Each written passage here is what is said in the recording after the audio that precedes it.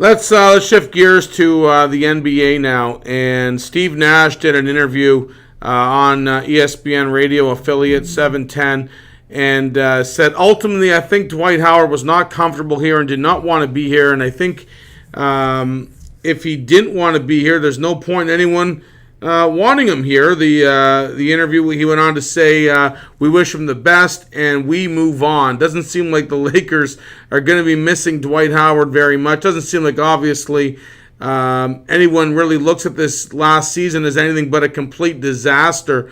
Howard's developed a really bad reputation as far as being a guy you just don't want on your team. It happened in Orlando. He was a coach killer there.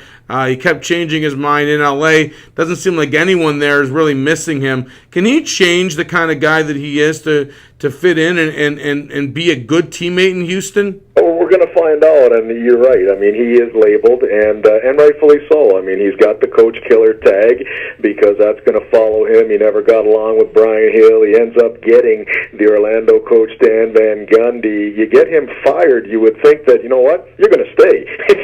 No, he bolts. So not only does he get the team, the coach fired, but he bolts to what he thinks is greener pastures.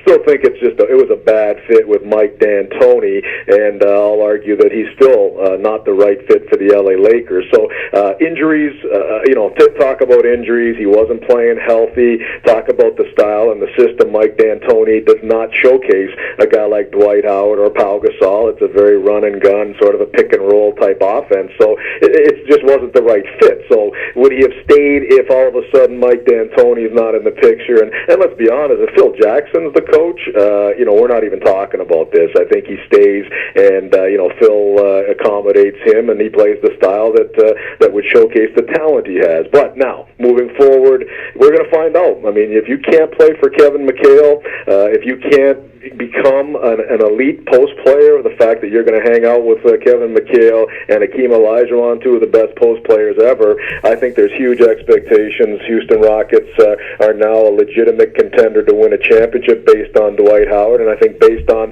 the fact I think McHale's going to showcase him in the offense. So if he gets Kevin McHale fired, or if there's some issues, people, where there's smoke, there's fire. He's already got the tag.